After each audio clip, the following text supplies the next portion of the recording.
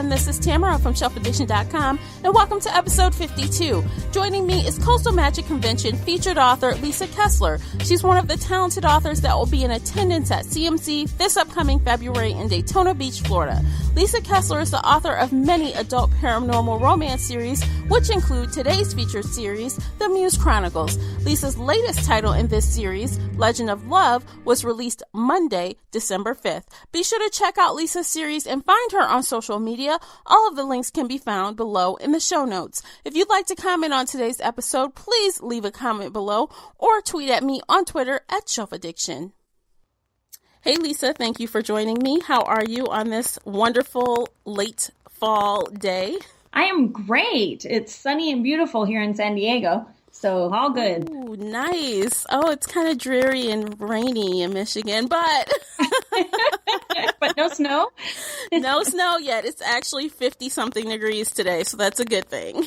Oh, nice. You got your shorts out. Oh, I don't know if I go that far. But it is what it is. So we are here today to talk about your awesome books. So before we jump into that, I know that you writers read as much as us book nerds do. So if you have anything that you're reading right now, I would love if you'd share that with us. Oh my gosh, I am reading, it's way out of my reading comfort zone, but every once in a while, usually I read paranormal romance and urban fantasy. I just finished the second book in Kelly Armstrong's Canesville series, Visions. Oh my gosh, so good. I love her urban fantasies, and Canesville is really creepy. It's right up my alley.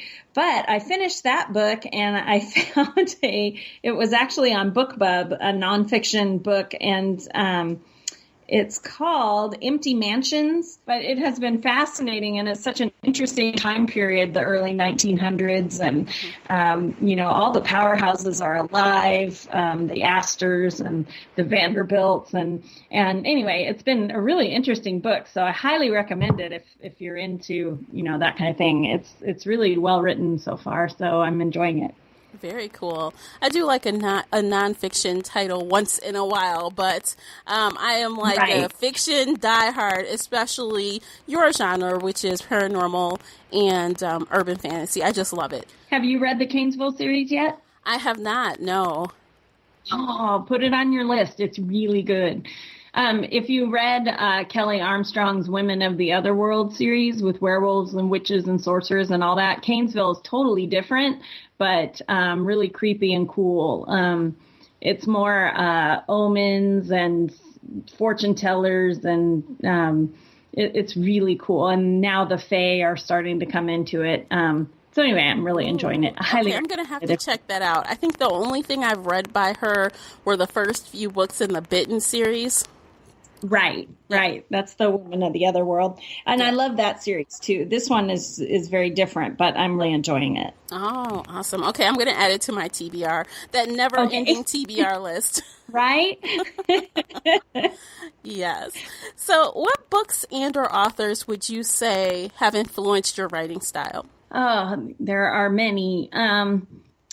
Probably the one who started me writing was really Anne Rice. I loved her Vampire Chronicles in the late 90s. I was so into them. If you remember internet news groups, I was in the Anne Rice news group, and it would take so long to get books in between that some friends from the news group and I all got together and started writing our own vampires for fun. So I did that for quite a few years before I actually started writing to get published. So she had a big impact. And Ray Bradbury, giant, I probably never would have gotten published. I got to meet him a couple of times before he died, and definitely changed my life as a writer. And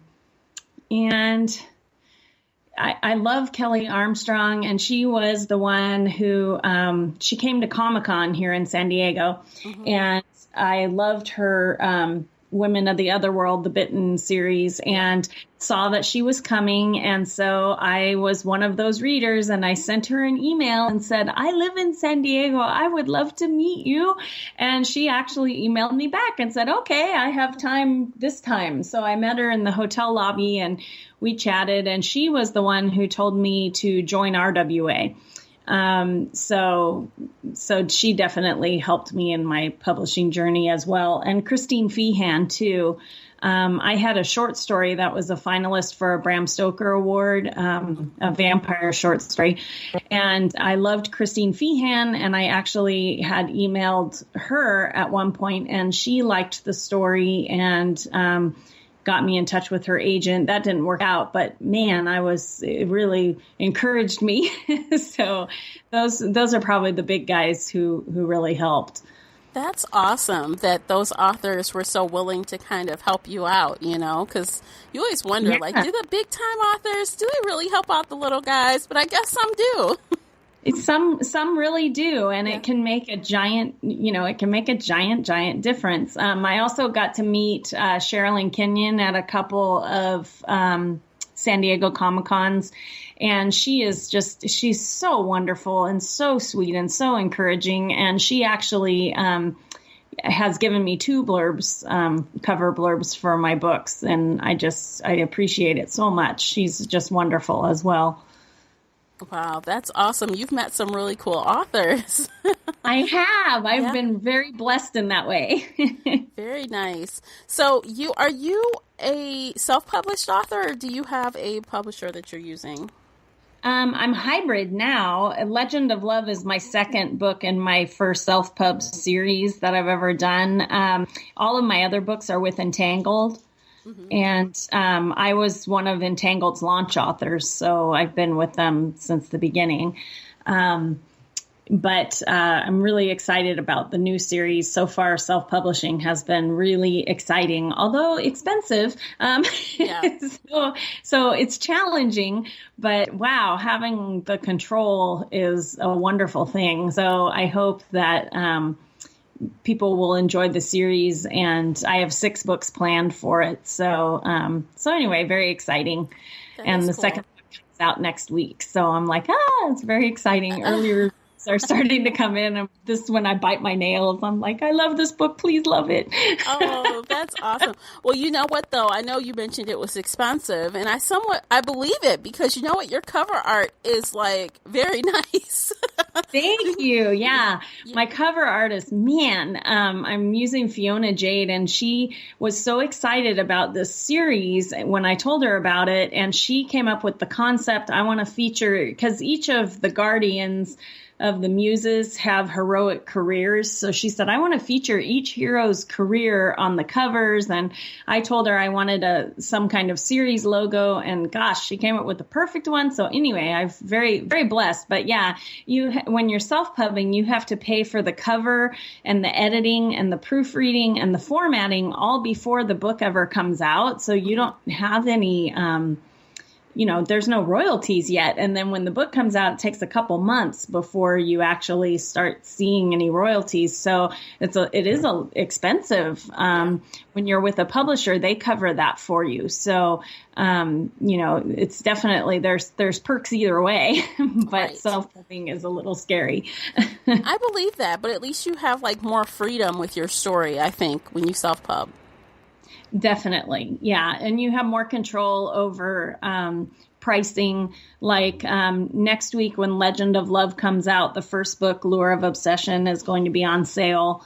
So people who who missed out on the first book will hopefully be able to get both books for a great deal and, get ready for book 3 that comes out in May of next year. Ooh, okay. So let's talk about that series. It's called the Muse Chronicles. Right. So it is a paranormal romance, and it also has some other aspects, right? So mythology is one. What are some of the other genres that this touches? It's definitely very romantic suspensey. That's my second love after paranormal. And these they're very high suspense, and the paranormal is different. One of the book reviewers of the first book said that, this is like a whole new kind of paranormal romance, because none of my paranormal people have none of them are immortal. None of them have magic. They're very much like regular, like us, except that when these women turned 18, a Greek muse is born inside them. And the men all have the same birthmark in different spots on their bodies, but it has no difference in their life because whatever power that they have, it's not activated till they find their muse. So if they never find their muse, they're just normal. But they all have heroic tendencies. So it's a really neat, it's very fun for me to play in because the characters are really relatable. You know, they don't live forever. They don't drink blood. They can eat food. But they struggle with, you know, the women, whatever muse is inside them, the muse is hungry for what it is. The book that comes out Monday, she's the muse of epic poetry. So her muse is constantly hungering for the next high, the next adrenaline rush, you know, all that kind of thing. And so she's a psychologist. So she starts working at a Navy base counseling Navy SEALs. So she feeds the muse through their stories and tries really hard to keep it under control. The first book, she's the muse of tragic poetry, and so she always tries really hard to see the glass as half full, but it's always half empty. She always sees the worst case scenario. So it's, so it's paranormal romance, but the characters are really easy to relate to because they could be us. So that's been fun.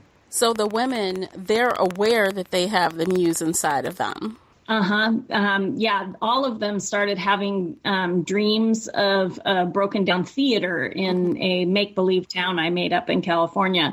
And so when they all graduate college, all of them sort of migrated toward that because they're going to rebuild the theater of the muses. And so anyway, they all eventually find each other. But yeah, they figure out what's going on eventually. Each one has a different muse inside of her. So they have dreams of her face, her statue, all the theaters of the muses that there's been through the centuries. And they put the pieces together. And then when they find each other, one of them is the muse of history. And she's the one who did all the reading and research and figured it all out. So she filled in. Okay, so all of them, as the books go on, they start to, interact with each other. So as the series goes on, we see previous characters reoccur. Yes, yeah. When the series opens, all the muses are already together. Just the guardians aren't there. So as you see each one. And it's kind of like, I have a werewolf series, and it's always the men. They're in the pack, and then they find their mate and bring women in. And this is like an introverted pack because the women are the group. They're together, and the men are coming in. And I love that dynamic. I love that, really. So, like, the women have to break the news to the guy. Well, you've got this mark, and clearly you're supposed to protect me, so... Yeah, so tough on you, but yeah, exactly. It has turned that whole trope on its head, and they aren't like mates like a werewolf would be. There's not that. They don't have to fall in love. The prophecy is that he has to protect her. It's just a bonus that it's romance, so they do fall in love. But yeah, it basically, instead of the women always being, having no clue, and these poor men who turn in, when they find their muse, their birthmark starts to burn, and then they'll get one ability that's theirs alone. Like in the first book, he starts to get visions when he touches things, and so he thinks he's going nuts. And she has no idea he has the birthmark on the back of his shoulder. And so the birthmark's burning. He's having these visions. So he keeps going to the doctor. He thinks he has skin cancer and a brain tumor. So eventually he ties it all back to her, and he's like, hey, tell me what's going on. And so finally she sees the mark, and then she tells him what's going on. But every book it's in a different spot on each man. So it's very fun to see, how they handle finding out. You don't have a brain tumor. The second hero can hear people's thoughts if it's related to his muse. So it turns off and on, and he's like looking at people really hard, trying to make it work, and he can't hear it. Oh, that's funny. And then all of a sudden he will. Yeah, so it's been really fun, but I love having the sisters. They all call each other sisters because the Muses were the 9 daughters of Zeus. So they call each other sisters even though they're not like blood related. So it's very much like a werewolf pack, but it's women. Yeah, I like the fact that this is, paranormal, but with humans. It's like something you don't see very often, so that's definitely unique. Yeah, that's what I'm hoping that people will have fun with, because I'm having fun writing it. I still, my werewolf series is still going on, and I love the pack and the wolves and all that. But I told my husband when I started writing this series, I'm like, I'm so glad I don't have to worry about how things smell. Yeah, that's an issue with wolves. Werewolves. Yeah, with the werewolves, you constantly have to figure out, are they downwind? Can they smell that guy coming? Can they smell her fear? And now I don't have to worry about that with this series, which is wonderful. So you mentioned earlier that all of the guys have like heroic jobs. So is that like by design because they're just naturally people that like to care for people or protect people? Yeah, when I was planning out the series, it took me a couple years. The idea actually came from a short story that I wrote, and it took a couple years for it to germinate enough for me to start writing the books. But I figured that if the gods marked these men from birth to be guardians, they would be drawn toward heroic jobs of protecting people, even though they don't know that's what they're meant for. Yeah. So the first book, he's a police detective, and the second book, he's a Navy SEAL, and the third book, he's a fireman. And I'm trying to remember. Oh, the fourth book is paramedic. So, they all have first responder jobs because it's like hardwired in them to help people. Yeah. And that played in really well with the, if the gods marked you to protect his daughters, he would mark people who were heroes. So it's been really fun so far. I always have to ask this because it's a romance. I've got to know, what's the heat level here? Like on a scale of 1 to 10, 1 being, I don't know, maybe an emotional romance, maybe equivalent to Christian fiction, and 10 being, borderline erotica. Where does your series fall? I think mine are like 7 and 8. They're very steamy and very sexy, and it's not closed door or anything like that. But I don't usually use the the erotic hot button words. So it's mainstream sexy. Oh, okay. Well, that's very palatable for a lot of people, so that's good. Right. Yeah. Right. Yeah. Yeah, I try to appeal to the most possible, but I do get reviews sometimes that are like, this book was so hot, and yet, but because, sexy times happen, and you're right there, but I think you can make it hot even if you're not, pushing the envelope with your vocabulary. Well, sometimes like those type of scenes, it's all like mental. So we as readers, we read something differently from one another. So I might read something and think, wow, that's, really off the charts. And someone else will be like, well, it's all right. It's right. Yeah, it was okay.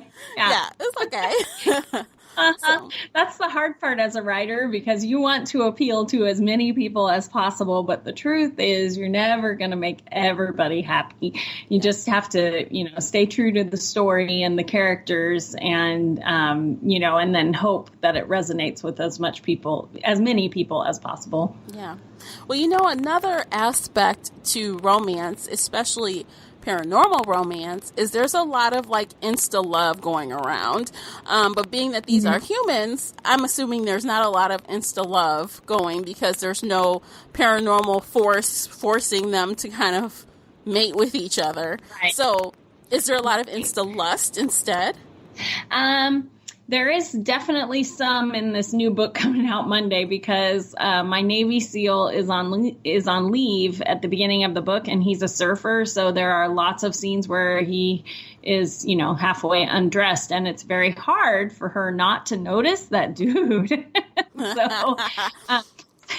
so there's definitely some lust going on, but she had a really bad experience. She almost got married, and she had a bad experience because of her muse. So she doesn't do relationships. So that was fun in this book also, because for once it's the woman saying, nah. Right. And the guy going, hey, take a chance on me. Ooh. She's like, nah. So that was fun. And in the first book, my hero was just, he was such a tortured hero. I love Nate so much from the first book, but he also had some hangups that kept him from having relationships. So yeah, it's very different from the werewolf going, oh my gosh, it's my mate. Right. I have to learn all about her and love her. Right. This is definitely more contemporary romantic suspense. I mean, there is some pull there because somebody is risking their life to save yours. And I think that that's really primal. You can't help but care about that person.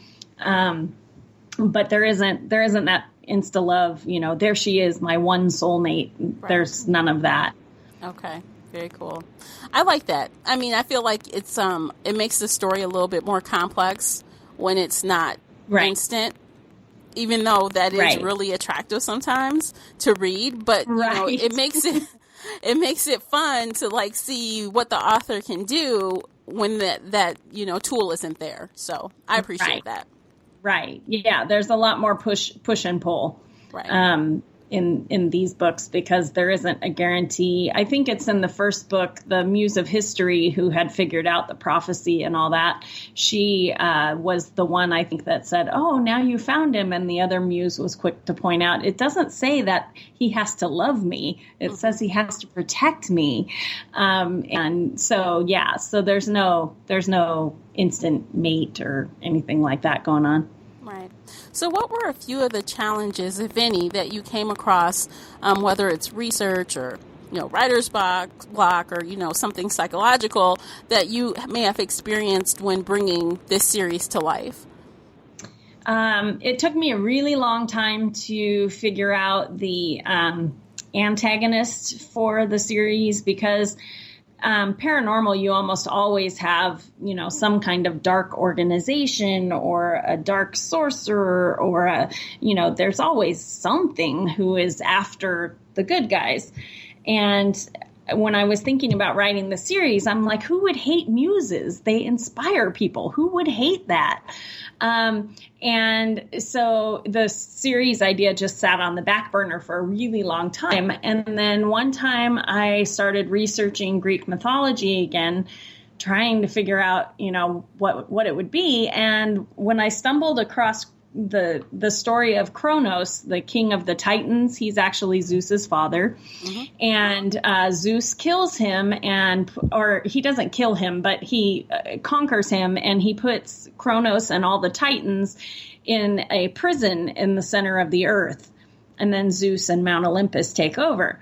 But Kronos' reign with the Titans was actually written as the golden age of man. It was the time of milk and honey, because the Titans protected mankind, whereas, Zeus sort of meddled in mankind, and there were lots of little half gods and angry husbands and angry goddesses and all this stuff. Mm-hmm. So I started thinking about that, and I'm like, gosh, wouldn't there be people who think that if they brought the Titans back, that it would be milk and honey again, that there wouldn't be any more, terrorism, wars, any of that stuff? They could think that they're the good guys. Wow, yeah. So then I started thinking about it, and I'm like, man, if the muses are inspiring solar energy and all this other stuff, because we like to think of muses as art and painting, but they actually were for the sciences as well. So I was like, wow, if they were making clean energy, hey, if you were trying to free the Titans, you would have to drill. I'm like, okay, an oil company would not want solar energy. And I'm like, okay. And it started germinating. And so the Order of the Titans has been around since Zeus took over. Mm-hmm. And they are very close now to the center. They have one offshore drilling site that's secret. that is getting really close to the Earth's core. And so they don't want the Muses to reopen this theater, and they don't want humanity to move on because they need the money to finish their drilling. So anyway, it all worked out really well. So there's this big oil company, Belkin Oil, and they are heavily involved with the Order of the Titans, and they all see themselves as the good guys. Right. The world is going to thank us. There's not going to be any more war and strife and all this kind of thing. Mm-hmm. They just have to stop these women. So I guess they're villains, but they're like kind of, I guess they're, I don't know what kind of villains. They're not like really bad villains. They're just villains that have reasons. They're villains who are willing to kill these women in order to bring back the land of milk and honey. They think that some sacrifices have to be made. So to the Muses, these guys are really bad, but they aren't hurting, other people. They think that, they believe in their mission, which for me is the best villain to write. Mm-hmm. I like villains where you can almost see their side of it. Yeah, you can almost go, I wouldn't kill somebody for it, but they're a very complicated villain, which I like, and I have 6 books to get it all resolved, so it'll be fun. All right. So speaking of 6 books, so I guess that's what you're working on now. What other future projects are you working on? Well, my Wolf Pack is still going. The 2 final books will be out next year. I'm working on edits for Wolf Moon that comes out in February. And I just found out that New Moon, the final book in the series, will come out in June. And I'm still writing that one. I've already got that one started too. And so that's super exciting. 8 books in that series, so the final 2 are coming. And I also have a little novella coming for a project that a bunch of authors have all gotten together for RT next year. So if you're going to RT in Atlanta, you'll be able to see all of us there. And I'm super excited. I have not shown anybody the cover yet, but I'm very excited, and I will finally get to write my pirate series. Oh, nice. I love pirates, but I'm not a historical author. Mm-hmm. And so I've always wanted to write them, and I finally have the perfect idea to have these immortal pirates who were on a crew that actually did find the Holy Grail. And so they drank out of it, and their captain is still pirating, but nowadays he's pirating in real estate. Oh, wow. Yeah. That's and the cool. rest of the crew is still in Savannah, Georgia, where their ship used to be. And so they protect Savannah. And now the captain is coming back to get land there and build a high rise in the historic district. And so anyway, that'll be a whole new series, but I can't wait. That sounds actually really fun. I bet it would be fun to read. It here first, because I haven't told anybody yet. Oh, you guys, you got the scoop right here. All right, awesome. Scoop. So there are always writers in the audience. Do you have any advice for aspiring writers that are looking to get published or even finish a book for that matter? Yes. Write short stories first. So many people start to write a novel and they never finish. And then they start the next novel and they never finish. And then because when you get to the middle of a book, it's really hard. It's hard to keep the tension going and get to the end. And I really think that writing short stories, you learn to get that feel for beginning, middle, end. And pretty soon, each of your chapters in your book really are like a short story. And so if you can master them and keep them going, then you're ready to write a book. Ray Bradbury used to say that writing a book is like writing a novel is like running a marathon. Would you get out of your recliner and go try and run a marathon today? No. Right. You would run short sprints first to get ready. And so he felt very strongly that you really need to master writing short stories first before you try and tackle a book. And that changed everything for me. I wrote, he told me to write a new short story every week for a year. And so I did that, and I had so much fun that I also wrote for another 6 months after that. So I have a gajillion short stories. But during that time, I wrote the short story that kicked off the whole Moon series. Mm-hmm. That never would have happened if I hadn't written that short story. And the Muse Chronicles also came from a short story, Unemployed Muses Anonymous. That series came from that story. And while I was doing that story challenge, I finished 2 novels. So I really believe strongly in learning short story format and form and master it, right? And writing 1 a week isn't that much, and you can get it done, and you learn so much, and your craft gets so much better. That would be my biggest advice. And don't give up. Keep writing. That's great advice. Thank you for sharing that. You're welcome. Before we jump into talking about Coastal Magic a little bit, is there anything else that you would like to share about the Muse Chronicles before we go on? Well, I do want to say that this second book in the Muse Chronicles that comes out on Monday would not have been possible were it not for a bunch of amazing readers. When we had an unexpected job loss in our house, and the book was already up for pre-order, and I already had the book finished, but I needed to pay for cover and edit and proofread and formatting. And after a couple days of crying, trying to figure out how in the world am I going to get this book out on time, somebody turned me on to that Patreon website for basically, it's for creators of all the different arts, and then people can jump in to be their patrons to help. And so I looked at it and I thought, well, for most of these people, they're photographers and vloggers and stuff like that. And so they can, give you a signed picture or something. What can I give you? So anyway, I came up with some things and put it up there. And oh my gosh, I have like the best readers in the whole world, because this never would have happened without them. So they're all in the acknowledgments of the book. But this has definitely been a labor of love trying to get this book out on time. And I could not have done it without amazing readers. Romance readers seriously are the best human beings on earth. So huge gratitude to all of them for believing in me and the book and the series. I'm just touched by all of them. Wow, so that's awesome that they were able to help you out. That's very cool.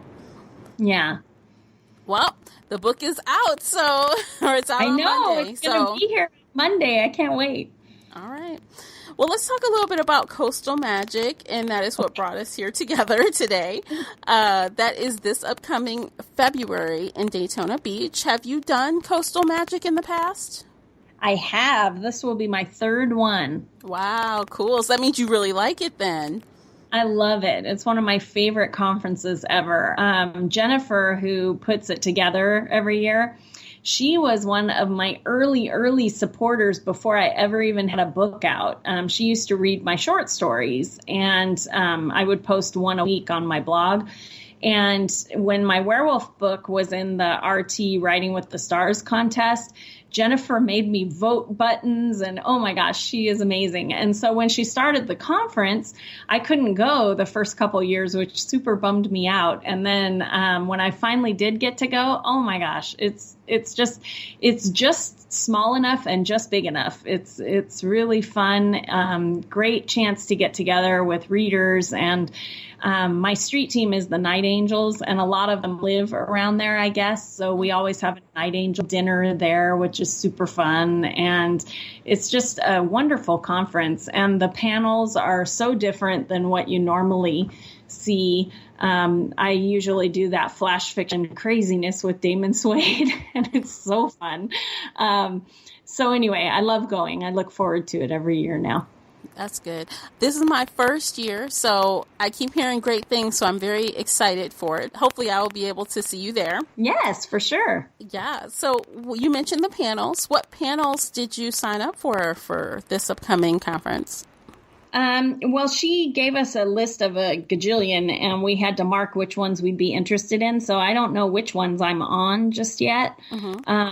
But, she gives you panels like what real hauntings have you experienced? And I volunteer at a haunted house here in town, America's Most Haunted Residence.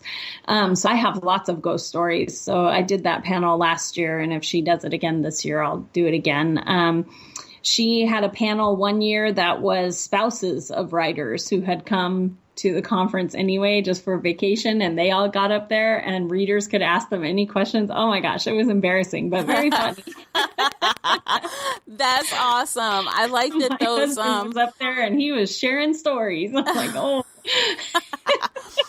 Like, oh, don't ask that question, or did you give him the eye? Like, don't you answer that question? Well, he was cute because he would check and look at me first before answering.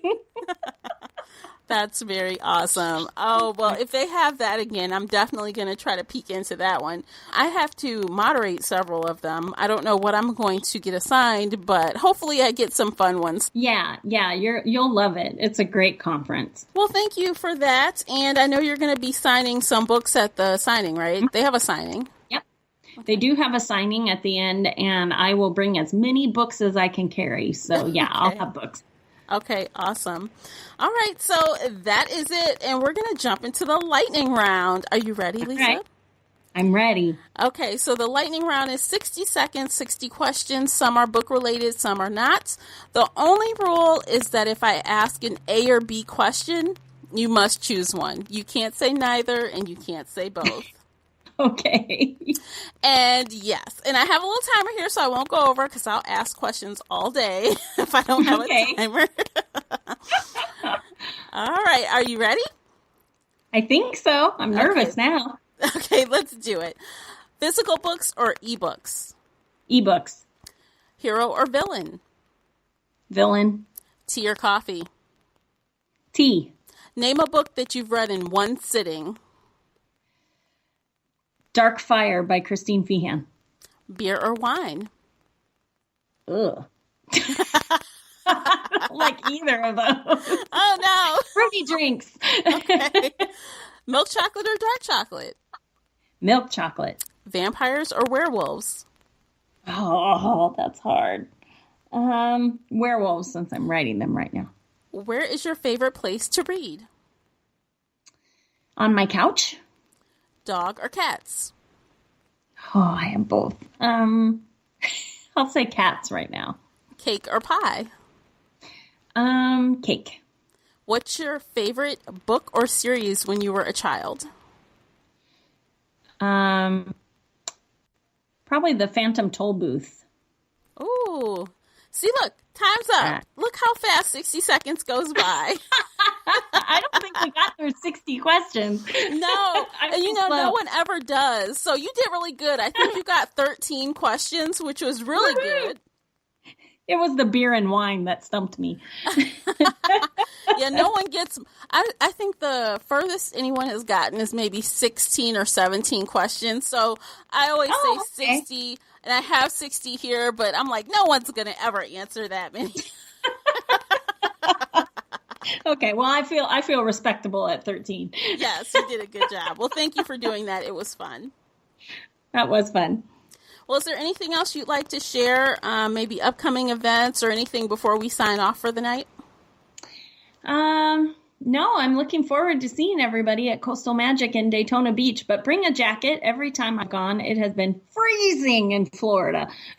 Oh, that's unfortunate. I'm trying to use Florida to get away from the winter in Michigan. Oh, right. Well, there's no snow, but coming from San Diego, it is cold wind there in February. Every time we've gone, it's been so cold and windy. And the first year I didn't bring a jacket. Oh, I'm miserable. So bring jackets because even though it's Florida, it'll be cold in February. Well, thank you for that advice. I will take that advice. There you go.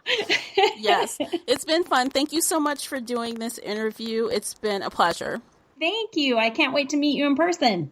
Same here. Okay, guys, that's it. We'll see you next time. Bye-bye. If If you enjoyed today's interview and would like to show your support, there are a few things you can do. First, you can head on over to iTunes and give a positive 5-star review. You can follow me on Twitter. You can follow the Shelf Addiction Podcast on Spreaker, the only place where you can listen live and get broadcast notifications so that you never miss an episode. Most importantly, you can share this podcast with friends and family that enjoy bookish topics. Thank you for listening, and I will see you soon with another author interview. Until next time, happy reading.